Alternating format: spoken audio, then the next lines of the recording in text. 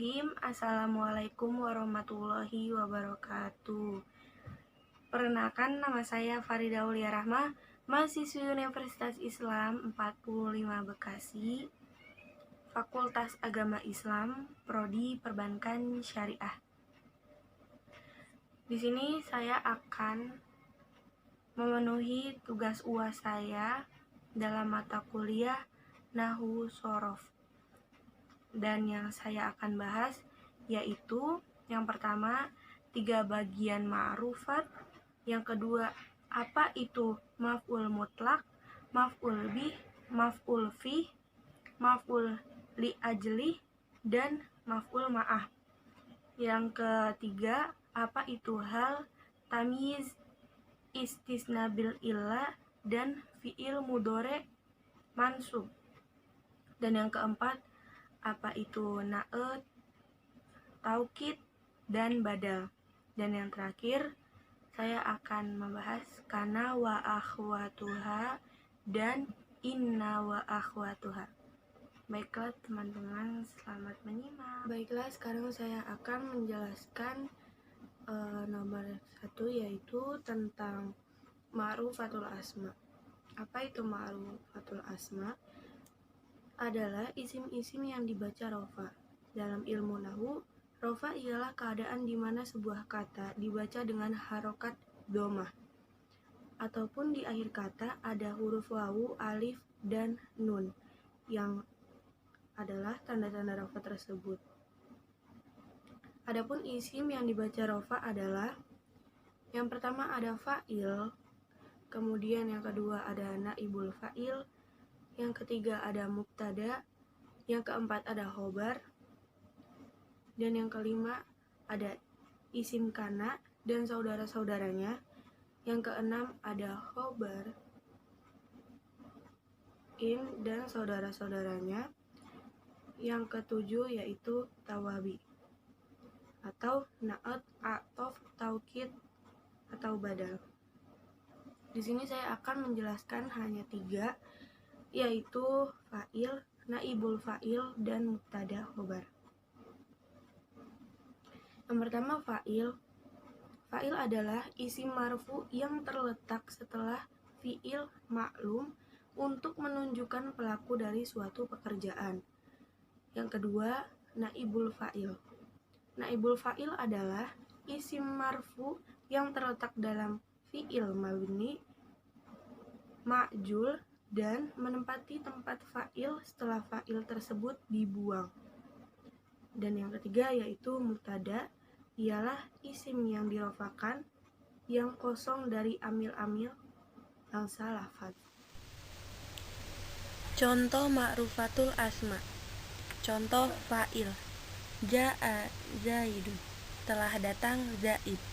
Keterangannya yaitu ja'a adalah fi'il madi dan zaidun menjadi fa'ilnya yang dirofakan oleh dhammah sebab lafaz tersebut isim mufrad. Yang kedua contoh naibul fa'il, yurkabu tuhlabu tuhammalu ta'hudu. Keterangannya semua kata tersebut hurufnya pertamanya berharokat dhammah dan huruf sebelum huruf akhiran berharokat fathah, dan jika diperhatikan fa'il sebagai subjek pada kalimat tersebut juga dihilangkan dan digantikan posisinya dengan isim yang tadinya menjadi maf'ul bih atau objek. Yang ketiga contoh mubtada khobar, Muhammadun mubtasimu, Muhammad tersenyum.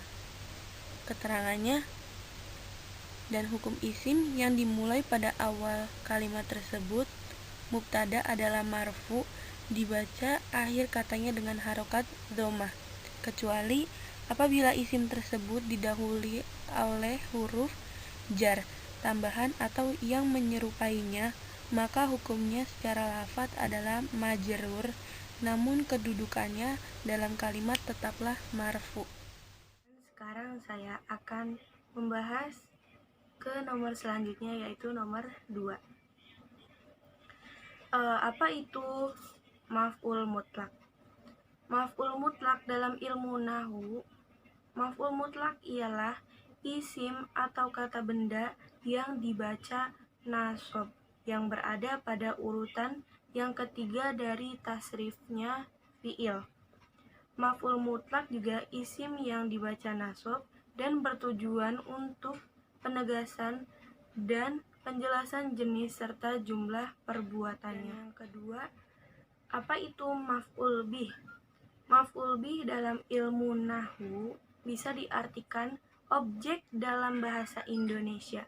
Adapun dalam istilah nahwu, maf'ul bih adalah isim mansub yang menunjukkan kepada orang-orang yang ditimpakan pekerjaan pelaku kepadanya, dan bentuk pekerjaan tidak boleh berubah karena maf'ul, yaitu maf'ul fih.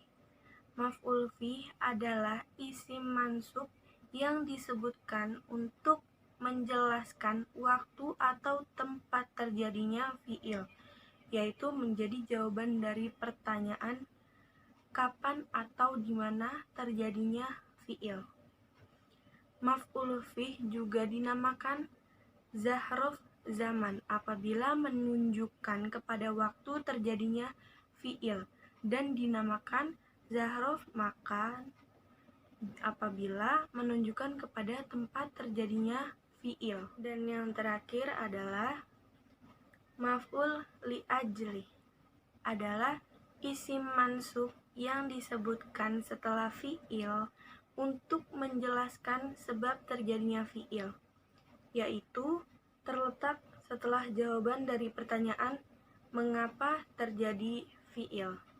Terakhir yaitu maf'ul ma'ah. Maf'ul ma'ah adalah isim yang dinasobkan yang disebutkan untuk menjelaskan sesuatu yang menyertai proses terjadinya suatu peristiwa. Contoh maf'ul mutlak, maf'ul bih, maf'ul li ajli, maf'ul fih, dan maf'ul ma'ah. Contoh maf'ul mutlak: hafidtu darsa hafidhon.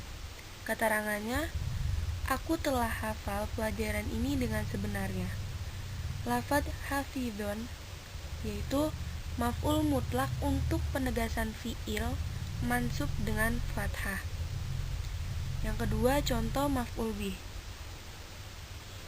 qara'tu kitaban, aku sudah membaca buku.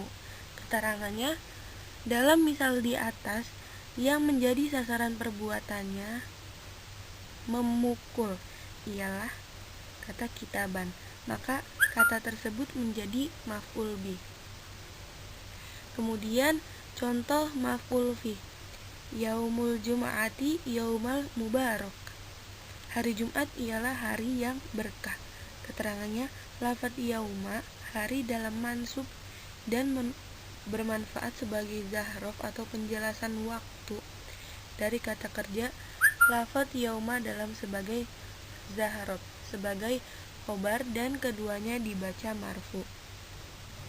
Contoh maf'ul li ajli: akaltu ruzza jau'an, saya makan nasi karena lapar.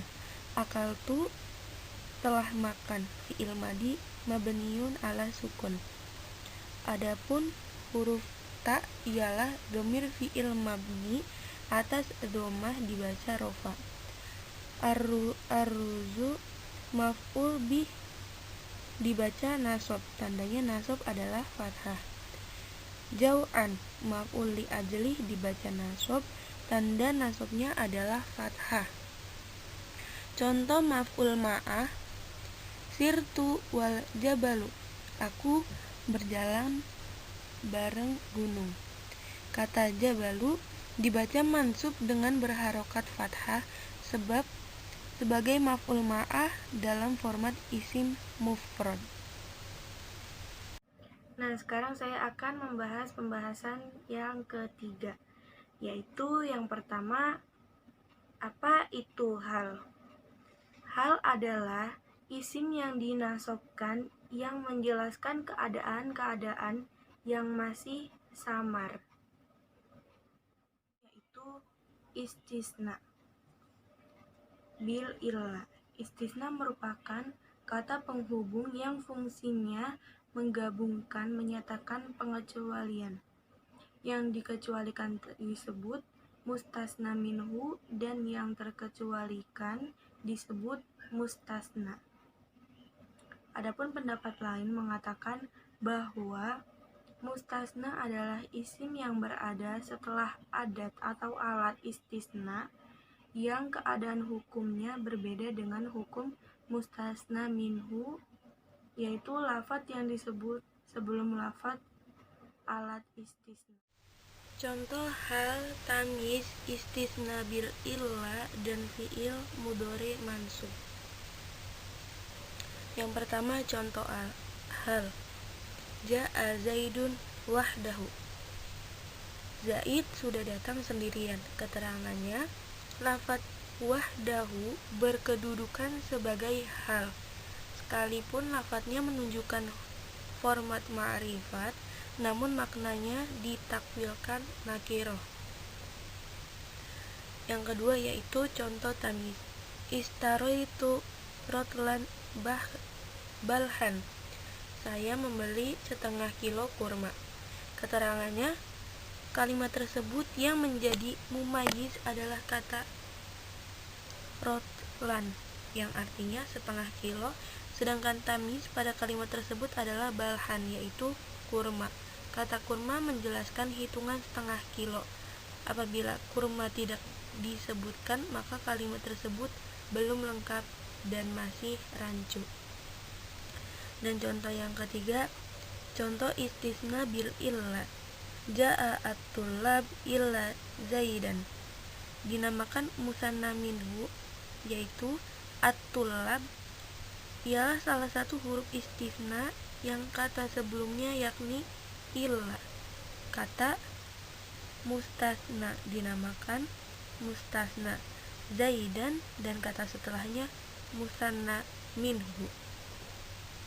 Dan yang terakhir, contoh dari fi'il mudhari mansub, yaitu yasurroni an tataqaddama. Itu dari contoh an, yaitu artinya menyenangkan aku engkau maju. Yang kedua itu ada contoh dari lan. Lan yudhi'a haqqal taswiban. Kebenaran tidak akan membiarkan orang korup itu. Dan yang ketiga yaitu contoh dari idzan. Idzan akrimaka. Kalau begitu aku akan menghormatimu. Dan yang kedua yaitu tentang tamyiz.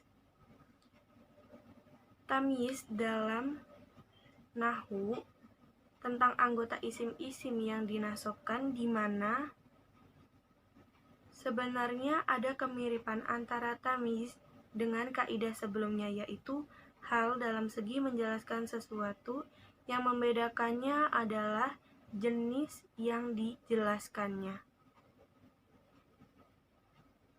yaitu fi'il mudhari mansub. Ialah fi'il yang terpengaruh oleh suatu kondisi yang merubah harokat akhirnya yang sebelumnya dhammah menjadi fathah.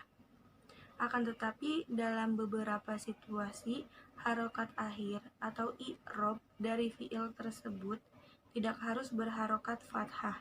Bisa juga dengan cara menghapuskan huruf nun dari 5 kata kerja af'alul. Sekarang saya akan membahas yang keempat, yaitu tentang na'at. Yang pertama na'at. Na'at, apa itu na'at?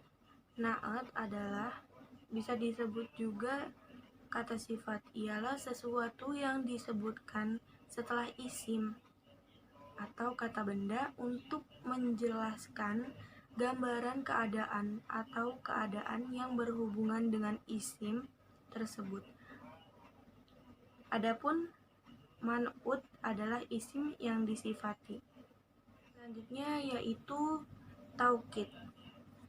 Taukid adalah isim tabi'i yang mengikuti kata sebelumnya baik rofa, nasab maupun jar dalam kalimat dan berfungsi untuk mencegah keraguan yang kadang-kadang terjadi pada si pendengar. Atau definisi taukid menurut Muhammad bin Abdullah bin Malik sebagai berikut. Tabi'i, lafadz yang mengikuti yang berfungsi untuk melenyapkan anggapan lain yang berkaitan dengan lafadz yang ditaukidkan, yaitu badal. Apa itu badal? Badal atau kata ganti adalah isim tabi'i, kata yang mengikuti kata lain sebelumnya, yang digunakan sebagai kata ganti dari kata sebelumnya untuk menunjukkan hakikat kata yang diikutinya atau menunjukkan sebagai maksud dari kata yang diikutinya. Contoh na'at, taukid, dan badal. Yang pertama contoh na'at, yaitu ro'aitu amiru al-adilu. Saya melihat seorang pemimpin yang adil itu. Keterangannya, antara na'at dan man'ut sama-sama mansub, atau dibaca nasab dengan tanda nasab fathah. Yang kedua contoh taukid, hadarul qaidu nafsuhu, panglima tersebut sendiri yang sudah hadir. Yang kedua, hadartu Fatimatu ainuha, Fatimah sendiri yang hadir. Yang ketiga, ja'a rajulani anfusuhuma, dua lelaki itu sendiri yang datang. Dan yang ketiga, ja'at mar'atani ainuhuma, dua perempuan tersebut sendiri yang sudah datang. Yang terakhir contoh badal, ja'a zaidun ahuka, Zaid sudah datang, yakni saudaramu. Lafaz saudaramu ialah badal atau kata pengganti dari lafaz zaid. Ke pembahasan terakhir yaitu tentang kana wa akhwatuha dan inna wa akhwatuha. Yang pertama saya akan membahas tentang kana wa akhwatuha. Kana wa akhwatuha adalah salah satu kumpulan fi'il yang termasuk amil nawasih atau amil yang merusak tatanan hukum mubtada dan khobar. Kana dan saudara-saudaranya sebagainya yaitu ada kana, batha, dolla, adhoha, asbaha, amsa, syoro, laisa, ma, zala, ma, bariha. Itu adalah kana wa akhwatuha. Itu inna wa akhwatuha ialah sekelompok huruf kata depan yang biasanya berada sebelum isim. Jika sebuah jumlah ismiyah, kalimat yang tersusun dari mubtada dan khobar didahului oleh inna atau saudara-saudaranya, maka akan mengakibatkan mubtada menjadi mansub dan dinamakan isim inna, dan khobar tetap marfu dan dinamakan khobar inna. Dari inna wa akhwatuha dan kana wa akhwatuha. Yang pertama contoh inna wa akhwatuha yaitu innallaha sami'un alim, bahwasanya Allah mendengar lagi maha mengetahui. Lafaz Allah berubah menjadi isim inna dan dibaca nasab dengan fathah, sedangkan kata sami'un tetap dibaca dengan rofa dengan tanda domah karena sebagai khobar inna. Dan yang terakhir yaitu contoh kana wa akhwatuha, kana Muhammadun kariman. Setelah kemasukan kana, maka ada perubahan istilah mubtada. Muhammad berubah khobar menjadi khobar kana. Kita kembali pada tugas kana wa akhwatuha, dan saudaranya bertugas untuk merofakan isim kana, yaitu Muhammad, tanda rofa menasabkan khobar kana yaitu kariman, tanda nasabnya adalah fathah. Mungkin hanya ini yang bisa saya sampaikan.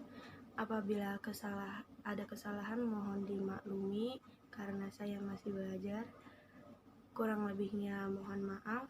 Billahi taufiq wal hidayah. Wassalamualaikum warahmatullahi wabarakatuh.